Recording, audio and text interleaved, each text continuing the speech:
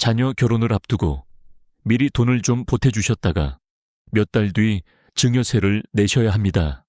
라는 연락을 받았다는 분 이야기, 남 얘기 같으신가요? 수십 년간 피땀 흘려 모은 소중한 자산. 자녀에게 조금이라도 도움이 되고 싶었던 마음이 뜻하지 않은 세금 폭탄으로 돌아오는 경우가 생각보다 많습니다.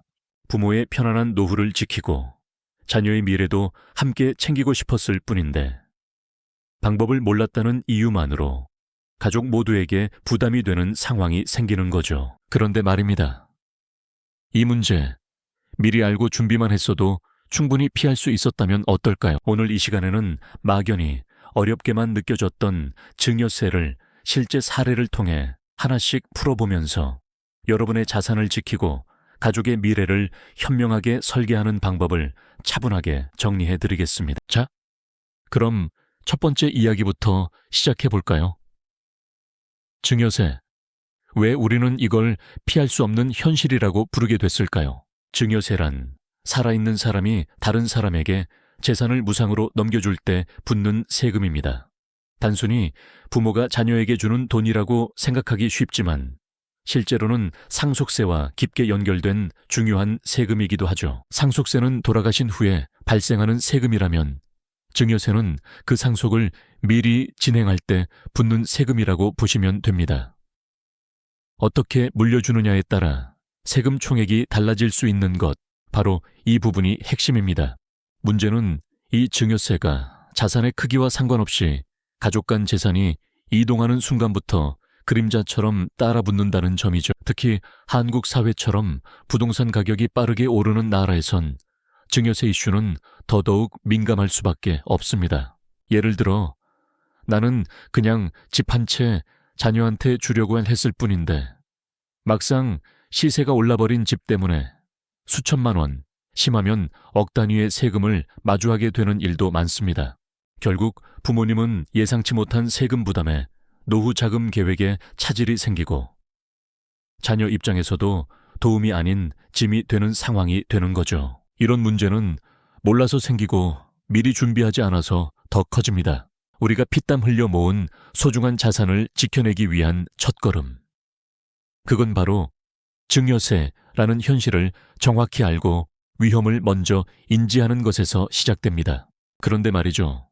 이렇게 피할 수 없는 현실처럼 느껴지는 증여세 문제에도 우리가 생각보다 훨씬 현명하게 대처할 수 있는 방법들이 있습니다. 그 시작은 바로 미리미리 준비하는 지혜입니다. 복잡하게 느껴졌던 증여세 절세의 첫 번째 열쇠.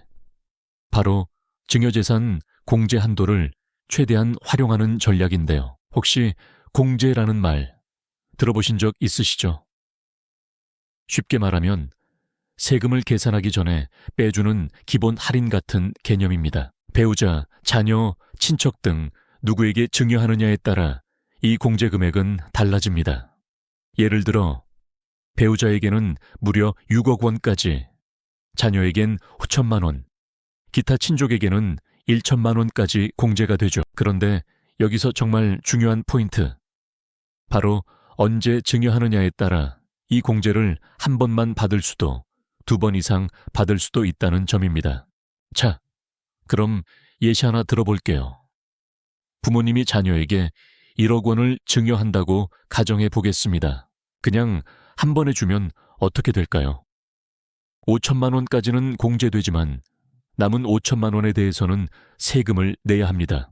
그런데 만약 5년 뒤 5천만 원, 또 10년 뒤에 나머지 5천만 원을 나눠서 증여한다면요. 바로 두 번의 공제를 활용할 수 있게 되는 거죠. 마치 마트에서 할인 쿠폰을 한 번에 다 쓰지 않고 필요한 시기에 맞춰 나눠 쓰는 것처럼요. 이처럼 증여 시기를 나누는 전략, 그리고 공제 한도를 정확히 아는 것만으로도 우리가 내야 할 세금을 합리적으로 줄일 수 있습니다. 작지만 강력한 절세의 기술, 여러분의 노후 자산을 지키는 데 꼭 필요한 지혜라는 점 꼭 기억해 주세요. 이제 우리 일상생활 속에서 흔히 접하지만 증여세 부담 없이 자녀에게 재산을 이전할 수 있는 비과세, 증여 항목에 대해 알아볼 차례입니다. 많은 분이 증여라고 하면 왠지 모르게 큰돈이나 부동산을 떠올리시곤 하죠. 하지만 사실 우리 주변에는 세금 걱정 없이 자녀에게 도움을 줄 수 있는 다양한 방법들이 존재합니다. 이것들을 잘 활용하면 자산 이전의 폭을 훨씬 넓힐 수 있답니다. 가장 대표적인 것이 바로 생활비와 교육비입니다. 자녀가 경제적으로 독립하기 전까지 부모님이 제공하는 합리적인 범위 내의 생활비나 학자금은 증여세가 부과되지 않습니다. 예를 들어 대학생 자녀의 등록금을 대신 내주시거나 사회초년생 자녀의 전세자금 대출 이자를 대신 갚아주는 것, 혹은 매달 일정 금액의 용돈을 주는 행위 등이 여기에 해당하죠. 여기서 중요한 점은 합리적인 범위와 필요한 시기라는 두 가지 기준입니다. 예를 들어 자녀가 이미 충분한 소득이 있어서 스스로 생활비를 충당할 수 있는데도 불구하고 부모님이 계속해서 과도한 생활비를 준다면 이는 증여로 간주될 수 있습니다.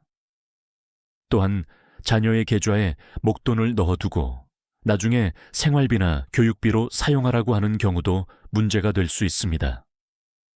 이는 지금 당장 필요한 용도로 사용되는 것이 아니라 미래를 위한 재산 증식의 형태로 보여질 수 있기 때문이죠. 즉, 생활비나 교육비 명목으로 비과세 혜택을 받으려면 해당 금액이 자녀의 현재 생활이나 교육에 직접적으로 사용되어야 한다는 원칙을 잊지 마셔야 합니다. 마치 수도꼭지를 틀면 물이 바로 나오는 것처럼 필요한 순간에 필요한 만큼만 지원하는 것이 중요하다고 볼 수 있습니다. 또한 자녀의 결혼 자금이나 출산 관련 비용, 그리고 부모님의 부양 의무에 따라 지급되는 병원비 등도 비과세 증여로 인정될 수 있는 여지가 있습니다. 물론 이 역시 상식적인 수준과 실제 사용 여부가 중요합니다. 예를 들어 자녀가 결혼할 때 필요한 혼수 비용이나 전세 보증금의 일부를 부모님이 부담해 주시는 것은 흔히 있는 일이죠. 하지만 이 돈이 결혼 자금으로 쓰이지 않고 자녀의 주식 투자 자금으로 활용된다면 이는 증여세 과세 대상이 될 수 있습니다. 이처럼 일상 속 비과세 항목들은 우리의 삶을 더욱 풍요롭게 만들어주는 동시에 현명한 자산 이전의 기회를 제공합니다. 다만 그 경계가 모호할 수 있으니 항상 사회 통념상 합당한 수준이라는 기준을 마음속에 두시는 것이 좋겠습니다. 장기적인 시간 전략이 자산 이전에 큰 도움이 되는 건 분명합니다. 하지만 여기서 많은 분들이 한 가지를 놓치곤 합니다. 자산 이전은 마음만큼이나 형식도 중요하다는 점입니다. 가족 간의 신뢰를 바탕으로 한 금전 거래일수록 법적인 증빙은 오히려 더 확실하게 준비해야 합니다. 바로 이 지점에서 차용증이라는 도구가 빛을 발하게 됩니다. 부모가 자녀에게 돈을 빌려줄 때 구두 약속이나 계좌 이체만으로는 나중에 세법상 증여로 오해받기 쉽습니다. 그래서 세무당국으로부터 불필요한 의심을 피하려면 이 돈이 빌려준 돈이라는 사실을 명확히 증명해 줄 서류, 즉 차용증이 반드시 필요합니다. 이 전략의 핵심은 사전 증여입니다. 자녀가 어릴 때부터 혹은 부모님이 아직 젊을 때부터 미리미리 자산을 조금씩 증여해 두는 것이죠. 예를 들어 자녀가 성인이 되었을 때 한 번에 목돈을 증여하기보다는 자녀가 20대 초반에 5천만 원, 30대 초반에 또 5천만 원, 40대 초반에 다시 5천만 원을 증여하는 방식으로 말입니다. 이렇게 10년 단위로 공제 한도를 활용하면 총 1억 5천만 원이라는 금액을 증여세 없이 자녀에게 이전할 수 있게 되는 겁니다. 물론 이 과정에서 증여되는 자산의 가치가 오를 수도 있고 물가 상승률도 고려해야 하지만 장기적인 관점에서 보면 세금 측면에서 분명한 이점을 가집니다. 마치 씨앗을 심고 긴 시간을 기다려 열매를 맺는 농부의 마음처럼 자산 이전에도 긴 호흡과 꾸준한 노력이 필요하다고 할 수 있겠죠. 이런 장기적인 계획은 단순히 세금을 아끼는 것을 넘어 자녀의 경제적 독립을 돕고 미래를 설계하는 중요한 발판이 될 수 있습니다. 현명한 부모라면 이익 시간의 마법을 놓치지 않으시겠죠. 장기적인 시간 전략이 자산 이전에 큰 도움이 되는 건 분명합니다. 하지만 이보다 더 중요한 것이 하나 있습니다. 바로 그 자산 이전이 형식적으로도 명확하게 정리되어 있어야 한다는 점이죠. 가족 간의 신뢰를 바탕으로 한 금전 거래일수록 법적인 증빙은 오히려 더 확실하게 준비해야 합니다. 이런 상황에서 차용증이라는 도구는 사랑을 오해로부터 지켜주는 가장 현명한 방법이 됩니다. 때로는 가족 간의 따뜻한 관계 때문에 법적인 절차를 소홀히 하게 되는 경우도 있죠. 하지만 세법의 관점에서 가족 간 큰 금액의 거래는 언제든 증여로 의심받을 수 있습니다. 부모가 자녀에게 돈을 빌려줄 땐 단순한 구두 약속이나 계좌 이체만으로는 부족합니다. 이럴 때 반드시 필요한 것이 바로 차용증입니다. 사랑을 의심으로부터 지키는 가장 현명한 방법이니까요. 사랑하는 자녀에게 경제적 도움을 주려는 부모님의 마음은 너무나 당연하지만 이 선의가 나중에 증여세 폭탄으로 돌아오지 않도록 아주 신중하게 접근해야 합니다. 그 핵심에는 바로 차용증이라는 문서가 자리하고 있습니다. 차용증은 단순히 종이 한 장이 아니라 부모와 자녀 간의 금전 거래가 증여가 아닌 대여임을 입증하는 가장 확실한 증거가 되어줍니다. 예를 들어 자녀가 집을 샀거나 사업을 시작할 때 부모님이 목돈을 보태주는 경우가 많죠. 이때 차용증을 제대로 작성해 두지 않으면 나중에 세무조사 시 국세청은 그 돈을 증여로 간주하고 어마어마한 증여세를 부과할 수 있습니다. 상상만 해도 아찔한 상황 아닌가요? 그렇다면 이 차용증은 어떻게 작성해야 법적으로 효력을 가지고 세무당국의 의심을 피할 수 있을까요? 단순히 돈을 빌려준다는 문장 하나만으론 부족합니다. 법적인 차용증은 몇 가지 필수 요건을 갖춰야 하는데요. 우선 가장 중요한 것이 바로 적정한 이자율입니다. 세법에서는 가족 간의 금전 대체도 일반적인 금융기관 수준의 이자율을 적용하도록 권고하고 있습니다. 현재는 연 4.6%가 적정 이자율로 간주되는데 만약 이보다 낮은 이자를 받거나 아예 이자를 받지 않으면 그 이자 차액만큼을 증여로 보아 세금을 부과할 수 있습니다. 예를 들어 부모님이 자녀에게 1억 원을 빌려주고 이자를 전혀 받지 않았다면 연간 460만 원에 해당하는 이자 상당액을 증여받은 것으로 간주될 수 있다는 이야기죠. 물론 1천만 원 이하의 소액 대출이거나 이자 없이 빌려준 금액이 2억 1,039만 원, 현재 적정 이자율 4.6% 기준을 넘지 않으면 증여세를 부과하지 않는 예외 규정도 있습니다.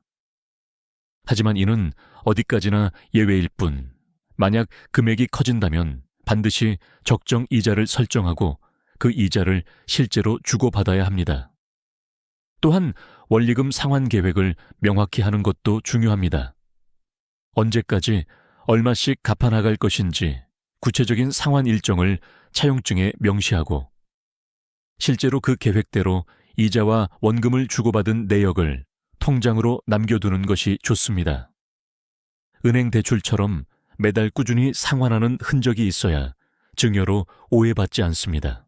이렇게 차용증을 꼼꼼하게 작성하고 이자와 원금의 실제, 금융거래 내역까지 철저히 남겨둔다면 이는 단순히 세금을 아끼는 기술을 넘어 가족 간 금전 관계를 투명하고 신뢰 있게 지켜주는 방법이 됩니다. 부모님과 자녀 모두에게 책임감을 심어주고 미래에 생길 수 있는 불필요한 오해나 갈등을 미리 차단하는 효과도 있죠. 마치 강을 안전하게 건너기 위해 단단한 다리를 놓는 것처럼 차용증은 가족 간의 자산 이동을 지켜주는 든든한 안전장치입니다. 가능하다면 세무사나 법률 전문가의 도움을 받아 정확한 양식으로 준비하시는 걸 추천드립니다. 결국 증여세의 절세란 단지 세금을 덜 내는 기술 그 이상입니다. 그것은 우리가 평생 모은 자산을 가족에게 현명하게 물려주고 그 자산이 자녀의 미래를 지탱해주는 든든한 토대가 되도록 만드는 사랑의 지혜이기도 합니다. 시간의 마법을 활용한 사전 증여 전략부터 차용증을 통한 신중한 금전 관리까지 이 모든 요소를 우리 가족의 상황에 맞춰 종합적으로 고려해야 비로소 우리 가족만의 맞춤형 자산 이전 플랜이 완성되는 거죠. 복잡하고 멀게만 느껴졌던 증여세 문제.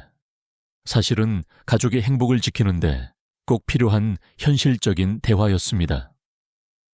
오늘 함께 나눈 정보가 막연한 두려움을 넘어서 구체적인 희망과 실행 가능한 자신감으로 바뀌셨기를 바랍니다. 지금 준비하지 않으면 미래의 후회로 돌아올 수 있습니다. 오늘 얻은 지혜로 당신의 노후와 자녀의 미래를 위한 첫걸음을 내디뎌 보세요. 그 시작이 바로 여러분의 가족 자산을 지키는 가장 현명한 선택이 될 것입니다.